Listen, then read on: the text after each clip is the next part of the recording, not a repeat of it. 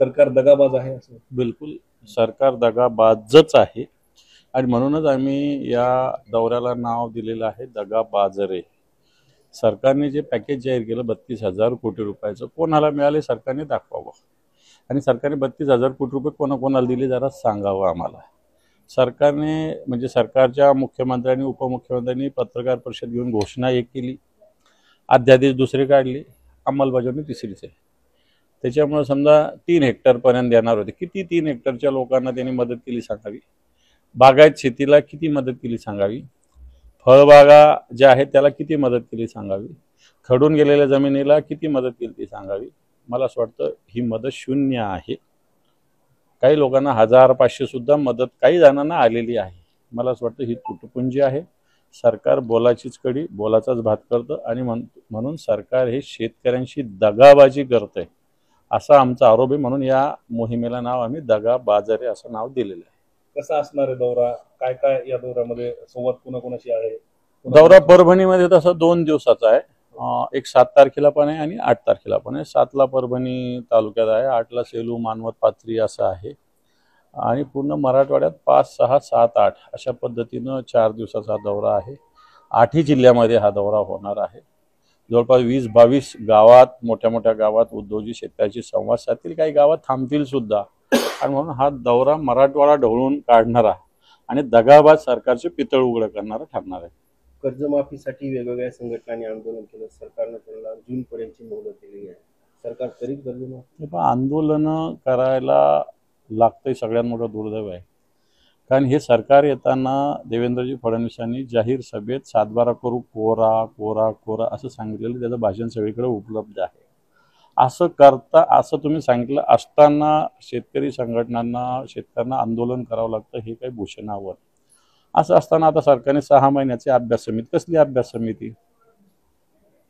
उद्धवजी ठाकरे साहेबांनी ज्यावेळेस 2019ला ते सत्तेत आले होते, कर्जमुक्ती केली होती.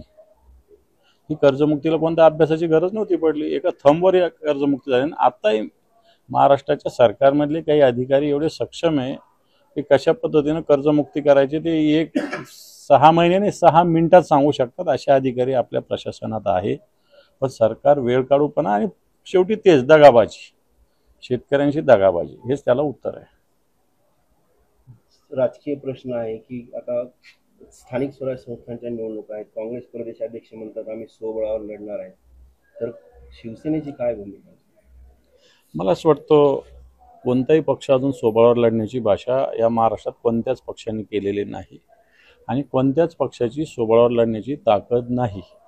सत्तेवर असणाऱ्या भारतीय जनता पार्टीचे 135 आमदार असले तरी ही भारतीय जनता पार्टी सुद्धा स्वबळावर लढू शकत नाही. या राज्यामध्ये अशा पद्धतीनं युती आघाडी ही अपरिहार्यता सगळ्या पक्षाची आहे आणि आमची शिवसेना सुद्धा मला असं वाटतं जे सोबत येतील त्यांच्या सोबत लढण्याची आमची तयारी आहे.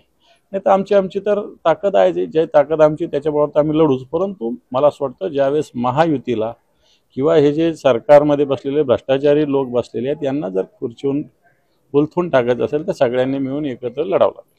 आशिष शेलार यांनी पत्रकार परिषद घेतली. तब्बल 33 महाविकास आघाडीचे जे आमदार आहेत त्यांच्या मतदारसंघामध्ये देखील दुबार मतदार आहेत आणि तिथे देखील वोट चोरी झाल्याचा त्यांनी आरोप केला आहे. भारतीय जनता पार्टीचे प्रवक्ते आहेत, भारतीय जनता पार्टीचे हे निवडणूक आयोगाचे प्रवक्ते म्हणून काम करतायत. जर असतील तर निवडणूक आयोगाला आपण मार्गदर्शन करावं आणि असे दुबार मतदार नोंदणी जी झाली कुठे होती, मुस्लिम असो की हिंदू असो, याच्यात मुस्लिम हिंदूचा प्रश्न नाही आहे, याच्यात दुबार मतदाराचा प्रश्न आहे. तो कोणत्याही मतदारसंघातला असावा तो गाळला जावा अशा प्रकारची भूमिका आम्ही परवाच्या मोर्चातून सुद्धा ठेवलेली आहे आणि याच्या पुढे सुद्धा ठेवू. आशिष शेलारचं म्हणणंच ते आहे की परभणी विधानसभा मतदारसंघात 13,000 दुबार मुस्लिम मतदार आहेत आणि याच महाविकास आघाडीचे आमदार हे मुस्लिमांच्या बोगस मतदार निवडून आहेत असा थेट आरोप त्यांनी केला. 13,000चे 13,000 काढू शकता जर दुबार असतील तर, परंतु तुमच्या मलबार हिलचे मतदान भिवंडीत सुद्धा आहे. हे कसे काय नाही, आपल्या कल्याणमध्ये सुद्धा आहेत, ते कसे काय, ते मलबार हिलला कसे काय, असे अनेक आहे. त्यांच्या मतदारसंघाचे सुद्धा देता येतील. परंतु मला असं वाटतं असा वेग आरोप न करता दुबार मला असं वाटतं निकोप लोकशाहीसाठी आपण ही भूमिका ठेवली पाहिजे. अशी शेलारांनी सुद्धा, भारतीय जनता पार्टीने सुद्धा की अशा पद्धतीनं दुबार मतदार असणं हे काही फार चांगलं आहे का? तर नाही चांगलं आहे.